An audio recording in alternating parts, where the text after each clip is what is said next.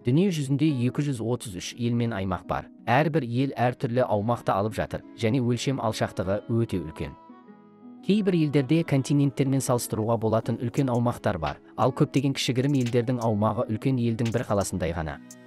Дегенмен дүние жүзінде бірнеше мемлекет бар. Олардың аумақтары шағын ғана емес, сонымен қатар өзіндік ерекшеліктері бар. Кейбір елдер басқа елдердің ішінде орналасқан, кейбіреулері шалғай мұхиттардың ортасында орналасқан, ал кейбіреулерінің территориялық теңіздері өздерінің құрлық территориясынан 10 мың есе үлкен. Бүгін әлемдегі ең кішкентай 10 мемлекетті және олардың артындағы ерекше белгілерді қарастырайық. Біздің төрт төңірек каналымызға келгендеріңізді қарсы аламыз. Төрт төңірек каналымыз сіздерге әр апта сайын мәнді де мағыналы ғылыми ақпараттарды жеткізіп тұрады. Тезірек каналымызға тіркелу арқылы осы қазақша каналымызды қолдап қуаттап қойыңыз. Мальта оңтүстік Еуропада орналасқан. Ол жерорта теңізінің орталығында орналасқан аралдық мемлекет. Жер көлемі 316 шаршы шақырым. Ол әртүрлі көлемдегі 5 аралдан тұрады, және жерорта теңізінің жүрегі деген атағы бар. 2020 жылғы жағдай бойынша Мальтада шамамен 494 мың адам тұрады. Өзінің шағындығына байланысты бұл ел әлемдегі ең тығыз қоныстанған 5-ші ел болып табылады. 1 шаршы километрге 1642 адам келеді. Бұл шағын ел болғанымен Еуропалық одақ пен Еуроаймаққа мүше болумен қатар Британдық Федерацияның мүшесі. Оның паспортының деңгейі өте жоғары және адамдар Еуропаның көптеген ірі елдерінде еркін орналаса алады. Сонымен қатар әлемнің 143 елі мен аймағына визасыз кіру мүмкіндіктері бар. Бұл ғана емес, Еуропаның артқы бағы атанған Мальта бай табиғи ресурстарға ие болмаса да, өзінің ерекше жер бедері мен климатына сүйене отырып, өзін әйгілі еуропалық демалыс орынға айналдырды. Отандық экономика негізінен туризм мен қызмет көрсету салаларынан келеді. Жыл сайын Еуропалық одақтан көптеген туристер демалуға келеді. Астанасы Варатах 2018 жылы Еуропа жылдық мәдени орталығы деген атағына ие болды және Еуропа, Азия және Африка арасындағы теңіз көлігінің көлік торабы болып табылады. Аумағы аз болғандықтан Мальтада темір жол немесе жоғары қарқынды тас жол жоқ. Тұрғындар сыртқа шыққанда негізінен жеке көліктерді пайдаланады. Мальтада 370 мыңға жуық машина бар және жан басына шаққандағы автокөлік иелену деңгейі әлемдегі ең жоғарылардың қатарында. Бұл елдің діни ұстамы өте жоғары, сонымен қатар әдемі табиғаты да бар. Көптеген танымал фильмдер мен телесериалдардың түсірілім орны да осында болды. Мальдив аралдары оңтүстік Азияда, Үнді мұхитында, Үндістаннан оңтүстікке қарай 500 шақырым жерде орналасқан. Жалпы жер көлемі 298 шаршы шақырым. Азиядағы ең кішкентай мемлекет. Мальдив аралдары жай ғана арал емес, 1200-ге жуық маржан рифа аралдарынан тұрады және аралдардың орташа биіктігі теңіз деңгейінен небәрі 1,5 метр биіктікте. Елдегі ең биік нүкте теңіз деңгейінен небәрі 2,4 метр биіктікте. Бұл Мальдивтерді орташа биіктіктеде, елдегі ең биік нүктеде де әлемдегі ең төмен биіктіктегі елге айналдырады. Мальдив аралдарында аралдар көп болғанымен, олардың тек 200 дейінде ғана халық тұрады. Елде 520 мыңдай адам тұрады. Көптеген аралдар туристік аймақтар ретінде ашылды. Бұл Мальдивтерді біртіндеп оңтүстік Азиядағы ең танымал демалыс орынға айналдырды. Туризмде балық шаруашылығынан басқа, осы аралдық елдің тағы бір негізгі саласына айналды. Сонымен қатар ол ең жылдам дамып жатқан жергілікті кәсіп болып табылады. Дамыған балық шаруашылығы мен туризмі арқылы Мальдив аралдары Шри-Ланка сияқты танымал және адам дамуының жоғары индексі бар оңтүстік Азиядағы жалғыз ел болды. Сонымен қатар оңтүстік Азия елдері арасында жан басына шаққандағы табысы ең жоғары ел саналады. Солай бола тұрса да, соңғы жылдардағы теңіз деңгейінің көтерілу тенденциясына және Мальдив аралдарының 80%-ға дейінгі жерінің теңіз деңгейінен 1 метрден аз биіктікте болуына байланысты, елдегі көптеген аралдар теңіз суының тасқынынан және жағалау эрозиясынан зардап шекті. Сондай-ақ Біріккен ұлттар ұйымының қоршаған ортаны қорғау тобы теңіз деңгейінің қазіргі көтерілу қарқынымен оңтүстік Азиядағы бұл аралдар 2100 жылдан бастап өмір сүруге келмейтінін ескертті. Сент-Китс және Невис, Сент-Невис деп аталатын, орталық Америка Кариб теңізіндегі Ливард аралдарының мүшесі. Ол небәрі 261 шаршы шақырым аумақты алып жатқан Сент-Китс және Невис деген екі аралдан тұрады. Екі аралда жанартаулық аралдар 54 мыңға жуық адам тұрады. Тұрғындардың басым көпшілігі жағалаудағы аудандарда тұрады. Санита бүкіл Америка континентіндегі халқы немесе жер көлемі бойынша ең кішкентай мемлекет. Санни маңындағы теңіз аймағы аз халқы бар шағын ел болумен қатар, дауылға бейім аймақ, ал аумақтағы табиғи ресурстар өте тапшы, көптеген өнімдерді шетелден әкелу қажет. Бақытымызға орай, Сент-Китс ауа райы жылы және жайлы ауа райы бар тропикалық теңіз климатына ие. Кариб теңізінің тамаша және әдемі табиғи ортасымен бірге Сент Китс Кариб теңізіндегі ең әдемі 10 аралдың бірі ретінде бағаланды.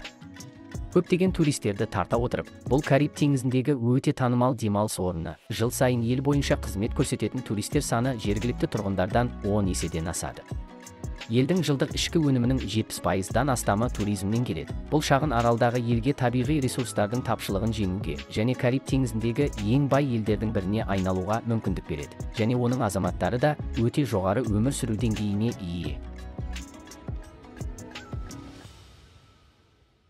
Маршалл аралдары Тынық мұхитының солтүстігінде, Австралия материгінен шамамен 4000 км қашықтықта орналасқан. Онда шамамен 70.000 халқы бар. Бұл 1156 аралдан тұратын Атолл аралындағы мемлекет.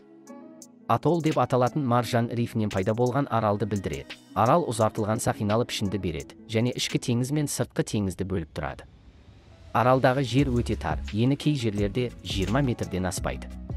Маршалл аралдары туралы айтқанда, оның шектен тыс аумақтық сулар мен оның атақты ядролық сынақ оқиғасы туралы айту керек. Маршалл аралдарының жер көлемі небәрі 181 шаршы шақырымды құрайды. Бұл әлем елдерінің арасында төменнен 7-ші орында. Бірақ мұндай кішкентай аралдық елде 2 миллион шаршы шақырымнан астам аумақтық теңіз ауданы бар. Бұл құрлық алаңынан 10.000 есе көп. Архипелагтағы Бикини атоллы деп аталатын аралды 2-ші дүниежүзілік соғыс кезінде Америка Құрама Штаттары басып алған. Жергілікті тұрғындарды эвакуациялаудан кейін 1946-1958 жылдар аралығында ядролық қарудың 67 жарылыс сынағы жүргізілді. Жарылыстың жалпы көлемі Хиросима атом бомбасынан 7000 есеге жетіп, аралдардың геологиясы мен табиғи ортасына орны толмас зиян келтірді. Атом дәуірінің келуі символы ретінде Бикини атоллы 2010 жылы дүниежүзілік мәдени мұра тізіміне енгізілді. Бұл Маршалл аралдарында бірінші дүниежүзілік мұра болып табылады. Соғыстан кейін Маршалл аралдары басқа Тынық мұхит аралдарымен бірге Америка Құрама Штаттарының бақылауында болды және 1986 жылы ресми тәуелсіздік алды. Арал табиғи ресурстарға бай болмағандықтан және көптеген аралдар туристік тартымдылыққа айналмағандықтан, Маршалл аралдарының ішкі экономикасы негізінен қызмет көрсету индустриясынан, ауыл шаруашылығынан және балық шаруашылығынан келеді. Ол әлемдегі ең шалғай елдердің бірі. Келесі таныстыратын ел өте кішкентай болса да, жоғары дамыған Лихтенштейн деген мемлекет. Бұл Еуропаның орталық бөлігінде орналасқан. Географиялық жағынан Швейцария мен Австрияның арасында орналасқан теңізге шыға алмайтын шағын мемлекет. Ол әлемдегі қос теңізге шыға алмайтын екі елдің бірі. Қос теңізге шыға алмайтын ел деп аталатын бұл елдің өзі теңізге шыға алмайтын ел ғана емес, оның айналасындағы көршілері де теңізге шыға алмайтын елдер екенін білдіреді. Қазіргі уақытта дүние жүзінде екі ғана теңізге шыға алмайтын екі мемлекет бар. Атап айтқанда, Орталық Азияда Лихтенштейн мен Өзбекстан. Бұл сонымен қатар ресми тілі неміс тілі болып табылатын, бірақ Германиямен шекарасы жоқ әлемдегі жалғыз мемлекет. Жері шағын және халқы аз болғанымен, Лихтенштейн өзінің әсем табиғаты мен халқының өмір сүру деңгейінің жоғарылығымен танымал. Еуропадағы халқы ең аз 4-ші ел ретінде Лихтенштейннің халқы небәрі 37.000 адамнан тұрады. Төмен салық ортасына, тұрақты бейтарап мәртебесіне және тамаша орталық орналасуына байланысты Лихтенштейн көптеген еуропалық компанияларды тартуды жалғастыруда. Қаржылық қызмет көрсету индустриясы барған сайын дамып, мұнда ұлттық табыс деңгейін өте жоғары етті. Жан басына шаққандағы жылдық ішкі өнім 60.000 еуроға дейін жетеді. Сонымен қатар, бұл жерде әйгілі тау шаңғысы курорты орналасқан және шаңғы әуесқойлары жыл сайын қыста шаңғы тебуге ағылып, қаржы мен туризмді елдің екі тірек саласын айналдырып, елдің экономикалық кірісінің көп бөлігін көтерді. Халқы ерекше дамып, қазір әлемдік деңгейде өмір сүруде. Аумағы небәрі 160 шаршы шақырымды құрайтын Лихтенштейннің негізі қаланған күннен бастап 300 жылдан астам тарихы бар. Ол 1866 жылдан бері өзін бір жолата бейтарап ел деп жариялады. Сонымен қатар, оның екі көршілес елі де бейтарап елдер болып табылады. Лихтенштейн қазіргі уақытта өзі және оның барлық көршілері тұрақты бейтарап болып табылатын әлемдегі жалғыз мемлекет. Сан-Марино Италия түбегінің солтүстік шығыс бөлігінде орналасқан және толығымен Италиямен қоршалған. Ол әлемдегі жалғыз 3 ірі ел ішіндегі елдің бірі. 61,2 шаршы шақырым жер көлемімен және онда 34.000-ға жуық адам тұрады. Ол әлемдегі ең кішкентай елдердің арасында 5-ші және Еуропадағы 3-ші ең кішкентай ел болып саналады. Сан-Марино атауы біздің дәуіріміздің 3-ші ғасырында елдегі ең биік шың Титано тауында тәуелсіз монастыр қауымдастығын салып, Сан-Мариноны ресми түрде құрған Сан-Марино есімді тас қалаушыдан шыққан. Бұл ел осы тас қалаушының есімімен аталған. Осы кезде Сан-Мариноның ресми құрылған күні 301 жылдың 3 қыркүйегі болып белгіленді. Оның 1800 жылдық тарихы бар. Аумағы шағын болғанымен, ол ең көне егемен мемлекет және ең көне конституциялық республика болып табылады. Бүкіл Сан-Марино елі төбешіктерге салынған, өзендері де, көлдері де, жазық жері де жоқ. Жергілікті жол дизайнына байланысты айналма жолдар мен бір жақты жолдардың тек 2 түрі бар. Сан-Марино бүкіл Еуропадағы жалғыз бағдаршамы жоқ мемлекет. Дегенмен елдегі көлік саны адам санынан көп, 1000 адамға орташа есеппен 1300 көліктен келеді. Ол әлемде жан басына шаққандағы көлік иелену деңгейі ең жоғары ел болады. Оның үстіне Сан-Маринода әуежай немесе вокзал жоқ. Осы жерге жетемін десеңіз, алдымен Италия арқылы өтуіңіз керек. Тувалу 9 атолдан тұратын аралдық мемлекет. Ол Тынық мұхитының оңтүстігінде орналасқан және жер көлемі небәрі 26 шаршы шақырымды құрайды. Ол әлемдегі Науру елінен кейінгі кішкентай аралдық мемлекет және әлемдегі ең кішкентай елдердің ішінде 4-ші орында тұрады. Ол мұхиттың мүшесі болса да, Тувалу мен Австралия материгінің арасындағы ең жақын қашықтық 3400 шақырымға жетеді. Шалғайлығы мен туристік ресурстарының жетіспеушілігіне байланысты Тувалу әлемдегі туристер ең аз келетін ел болып табылады. Ол біздің дәуірімізге дейінгі 1-ші ғасырда адам қоныстанғандығы байқалған. Кейінірек 1360 жылдары еуропалық зерттеушілер ашқан. Ол 1915 жылы британдық колонияға айналды. Ақыры 1978 жылы ресми түрде тәуелсіздік алды. Атолл аралдарының ерекшеліктерін мұра еткен Тувалу аралдарының көпшілігі тегіс және тар. Елде таулар мен өзендер де жоқ. Елдің ең биік жері теңіз деңгейінен небәрі 4 метр биіктікте. Ол жыл бойы теңіз эрозиясына ұшырап, жері азайып, ұлғаймай келеді. Сонымен қатар жері құнарсыз, егіншілікке жарамсыз. Сондай-ақ тұщы су қорының ауданы жоқ. Сонымен қатар Тувалуда әлемдегі теңіз деңгейінің көтерілуінен қатты қауіп төніп тұрған ел. Оның аумағы барған сайын қысқаруда, бұл елге үлкен қысым әкелуде. 2001 жылы теңіз деңгейінің көтерілу қаупіне тап болған Тувалу үкіметі Жаңа Зеландияның келісімімен жергілікті тұрғындарды эвакуациялау туралы жариялады. Олар бірінен соң бірі Жаңа Зеландияға көшіп келді. Ал Тувалу тарихта жалпы ұлттық қоныс аударуды жүзеге асырған бірінші ел болды. 2017 жылғы жағдай бойынша Тувалу теңізінің деңгейі 9 сантиметрден астам көтерілді. Осы деректерге сүйенсек, алдағы 50 жылда ел жерінің 60%-дан астамы теңіз суының астында қалады. Келесі таныстыратын елде Тынық мұхитының оңтүстігінде орналасқан. Оның толық атауы Науру Республикасы немесе қысқаша Науру. Оның жер көлемі небәрі 21,3 шаршы шақырым. Бұл әлемдегі ең кішкентай аралдық мемлекет және әлемдегі 3-ші ең кішкентай мемлекет. 2020 жылға қарай Науру халқының жалпы саны небәрі 11.000 адамды құрайды. Бұл шағын арал Австралия материгінен шамамен 4000 шақырым қашықтықта орналасқан. 290 шақырым радиуста орасан зор мұхит бар. Ол алғаш рет 18 ғасырда байқалған. Оны 20 ғасырдың ортасында көптеген елдер басып алып, 1968 жылы ғана ресми тәуелсіздік алды. Алайда мұндай шағын ел 1980 жылдары жан басына шаққандағы жылдық ішкі өнім ақш-тан 5 есе артық болып, әлемдегі ең бай елге айналды. Мұның бәрі аралдағы фосфат кеніштерінің таңғажайып қорларына байланысты. Фосфат деп аталатын өсімдіктің дамуына ықпал ететін жоғары сапалы тыңайтқышты білдіреді. Ол барлық дерлік тағамдардың табиғи ингредиенттерінің бірі болып табылады және дүние жүзіндегі азық-түлік өңдеуде кеңінен қолданылады. Соңғы бірнеше миллион жыл ішінде Науру 300 шақырым радиуста барлық құс түрлерінің мекендейтін жері болды. Аралда сансыз теңіз құстары ұрпақтар бойы өсіп, көп мөлшерде құстың боғы қалдырылды. Химиялық өзгерістерден кейін олар аралдың жалпы ауданының 80%-ын құрайтын көп мөлшердегі фосфат болып жинала берді. Фосфат кеніштерінің ашылуы Науруды фосфаттардың әлемдегі жетекші экспорттаушысына айналдырды.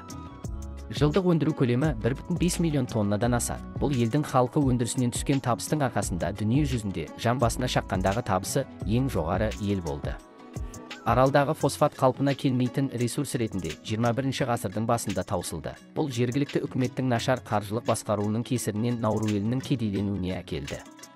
Үкімет бірегей тәсілді қолданып, бір кездері Науруды атақты салық баспанасы мен ақшаны жылыстату орталығына айналдырды. Ол ақыры қоғамның барлық топтарындағы қаржы институттарының қара тізіміне ілінгеннен кейін бас тартты және толығымен 3-ші әлем еліне айналды. 2012 жылдан бері ол аман қалу үшін Австралия үкіметінің көмегіне сүйенді. Сонымен қатар аралдағы адамдар елдің кенеттен пайда болған байлығының арқасында тұтынулары жоғарылап, адамдарда семіздік өте көбейді. Ақырында ол семіздік пен қант диабеті бойынша әлемдегі ең жоғары ел болды.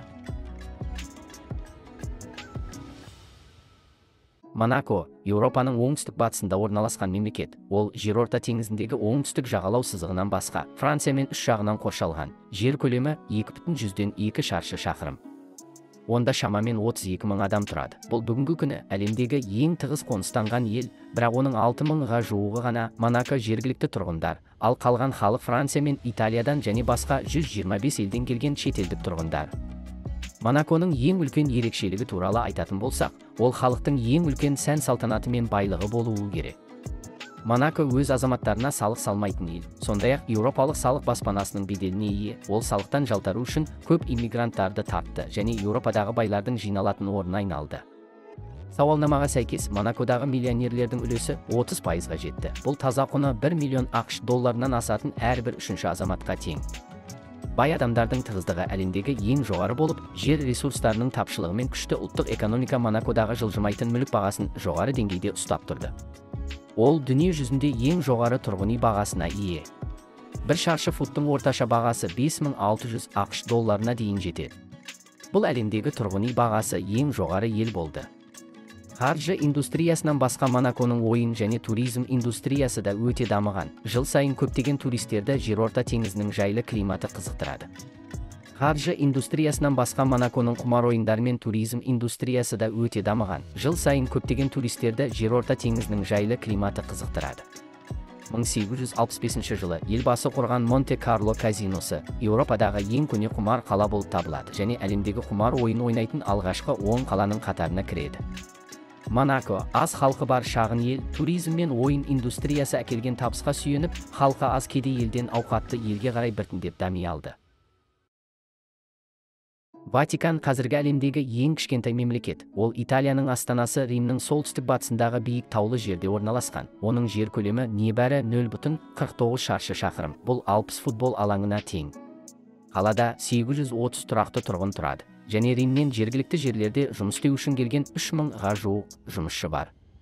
Әлемдегі көптеген саяси жүйелерден айырмашылығы, Ватиканның артындағы билеуші қасиетті тақ деп аталады. Бұл әлемдегі католиктердің ең жоғарғы билігі, оны католиктік жоғарғы жетекшісі Рим папасы басқарады. Қаланың саясаты мен діні бір тұтас. Тұрғындардың көп сандысы діни қызметкерлері, епископ, поп, монахтар және әйгілі швейцариялық гвардиялар.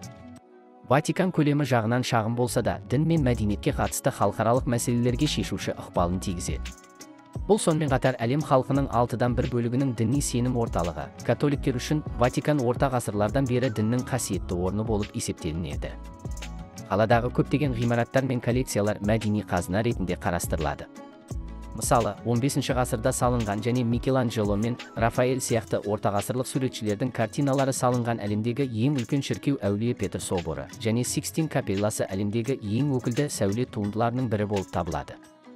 Тарихи, ғылыми және мәдени өнер туындыларының жинақтары бойынша Ватиканда әлемдегі ең бай қолжазбалар жинағы бар кітапхана ретінде белгілі. Қаладағы мұражай ғасырлар бойы Рим католик шіркеуінің барлық бөлшектерін көрсететін әлемдегі ең үлкен мұражай ретінде бағаланды. Діни иісі күшті Ватикан қаласы 1984 жылы ЮНЕСКО-ның дүниежүзілік мәдени және табиғи мұралар тізіміне енгізілді. Қазіргі уақытта бұл бүкіл аумағы дүниежүзілік мұра тізіміне енгізілген жалғыз мемлекет.